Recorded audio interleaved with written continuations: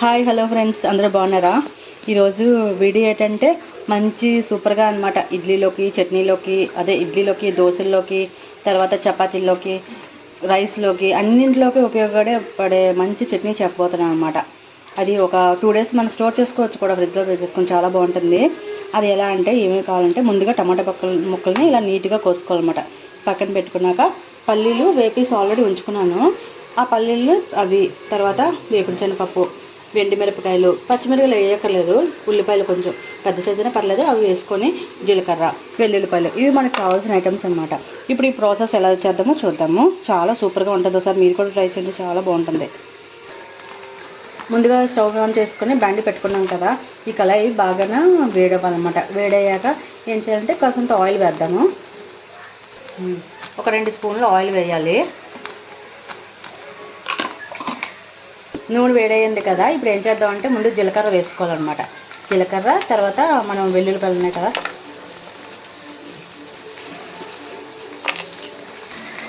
మిరప కూడా వేస్తాము. ఇది ఫాస్ట్గానే వేగిపోతుంది కదా. ఇప్పుడు దీని తర్వాత ఆనియన్స్ కూడా వేస్తాము, ఉల్లిపాయలు. అవి బాగా వేసుకోవాలి. ఇప్పుడు ఏం చేయాలంటే వేవే కదా, ఇవి ఎప్పుడు మనం ఆల్రెడీ వేసేసుకున్న పల్లీలు ఉన్నాయి కదా, అవి కూడా వేసేసుకున్నాను. ఇవి ఈరోజు దోశలు అనమాట, టిఫిన్. ఈ దోశల్లోకి చాలా బాగుంటుంది. ఇడ్లీ ఉంది, దోశలు ఉంది, ఆ రెండింటిలోకి మాత్రం మంచి కాంబినేషన్ అనమాట. ఇప్పుడు రేపు మార్నింగ్ కూడా మంచిగా ఉపయోగపడుతుంది చట్నీ. చాలా మంచిగా స్టోర్ చేసుకోవచ్చు, ఫ్రిడ్జ్లో పెట్టకపోయినా పర్లేదు. ఓకేనా? ఇప్పుడు ఇవి ఆల్రెడీ వేగిపోయి కదా, పల్లీలు ఆల్రెడీ వేపేసుకున్నాం కనుక ఎక్కువ సమయం అవసరం లేదు. మనం టమాటాలు ముక్కలు నీట్గా కట్ చేసి పక్కన పెట్టుకున్నాం కదా, అవి కూడా వేసుకోవాలి. అవి కూడా వేసుకుంటే కొంచెం అవి బాగా మగ్గాలి, జ్యూస్ టైప్లో లాగా బాగా మగ్గాలి. కొంచెం టైం పడుతుంది టమాటాలకి. మంచి జ్యూస్గా ఎంత బాగా వస్తే అంత చట్నీ సూపర్గా ఉంటుంది అనమాట. వేయగలరు కదా. ఫస్ట్ టైం నా ఛానల్ చూసినట్లయితే సబ్స్క్రైబ్ చేసుకోండి, లైక్ చేయండి, సపోర్ట్ చేయండి. తర్వాత వేపుడు పప్పు పక్కన పెట్టుకున్నాం కదా, అది కూడా వేసుకోవాలి. ఇప్పుడు మనం సిమ్లో పెట్టుకొని ప్రాసెస్ అంతా కూడా బాగా వేపించుకోవాలి. అలా మగ్గుతుంది కదా, ఇప్పుడు కాసింత సాల్ట్ కూడా వేసుకున్నాము. తర్వాత మిక్సీ చేసుకుంటాం కదా, చాలా పోతే తర్వాత వేసుకోవచ్చు అనమాట. ఓకేనా? ఇవన్నీ బాగా కలుపుకొని బాగా మగ్గించాలి. ఇది రోటీస్లో కూడా బాగుంటుంది, చాలా బాగుంటుంది. రోటీస్లోకి, ఇడ్లీలోకి, దోశల్లోకి, రైస్లోకి, అన్నింటికి సూపర్గా ఉంటుంది అన్నమాట.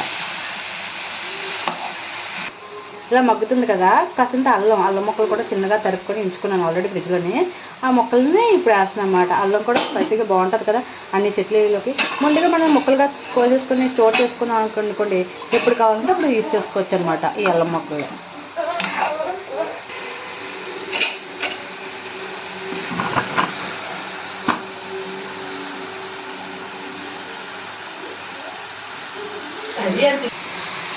సారీ అండి, ఒక చేతితో ఇలా పట్టుకొని, ఒక చేతితో మొబైల్ పట్టుకొని, ఒక చేతితో కట్ట పట్టుకున్నాను కదా, అది పడిపోయిందనమాట.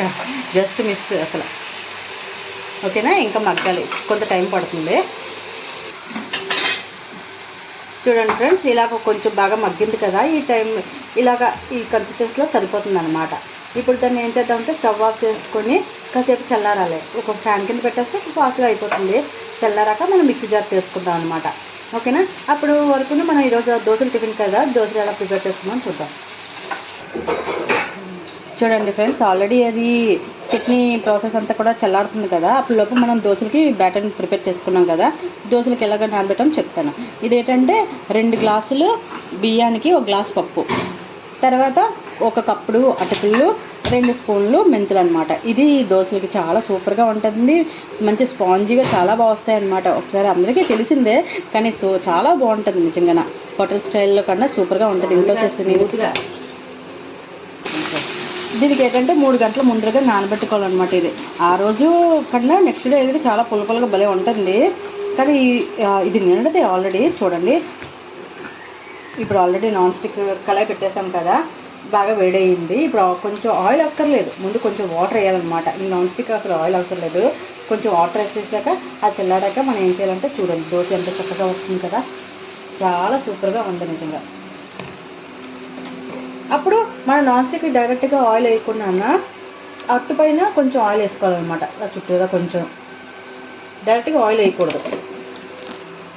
చూసారా ఎంత బాగుంది కదా. అట్టు మాత్రం కాంబినేషన్ చట్నీలు సూపర్గా ఉంటాయి. ఫస్ట్ టైం చూసిన వాళ్ళైతే నా ఛానల్ సబ్స్క్రైబ్ చేసుకోండి, లైక్ చేయండి, సపోర్ట్ చేయండి. ఓకేనా. చూసారా దోశ పైన కొంచెం వేగినట్టుగా వస్తుంది కదా. ఇప్పుడు దాన్ని మనం రివర్స్ తిప్పుకుందాం. చూడండి దోశ రివర్స్ తిప్పాం కదా, చాలా బాగుంది కదా కలర్ఫుల్గానే. చూడండి ఫ్రెండ్స్, మీకోసం మళ్ళీ రెండో దోశ కూడా వేసి చూపిస్తున్నాను. దీని మీద చూడండి ఎంత బాగా వచ్చింది కదా, చాలా స్మూత్గా ఉందన్నమాట దోశ మాత్రం నిజంగా.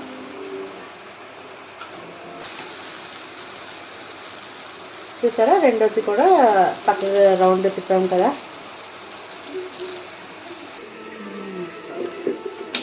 చూడండి ఫ్రెండ్స్, కంప్లీట్ అయిపోయి కదా అట్లు కూడా. ఇదిగో మనం ఇప్పుడు చేసిన సూపర్ చట్నీ. నెక్స్ట్ ఇది పల్లీల చట్నీ మార్నింగ్ చేసిందనమాట. ఈ రెండు కాంబినేషన్ ఎంత సూపర్గా ఉంటుంది తెలుసా. దోశ మాత్రం చూడండి, ఇదిగో ఇదిగో చాలా సూపర్గా ఉంది నిజంగా. ఓకేనా ఫ్రెండ్స్, సబ్స్క్రైబ్ చేసుకోండి, లైక్ చేయండి, సపోర్ట్ చేయండి. బాయ్.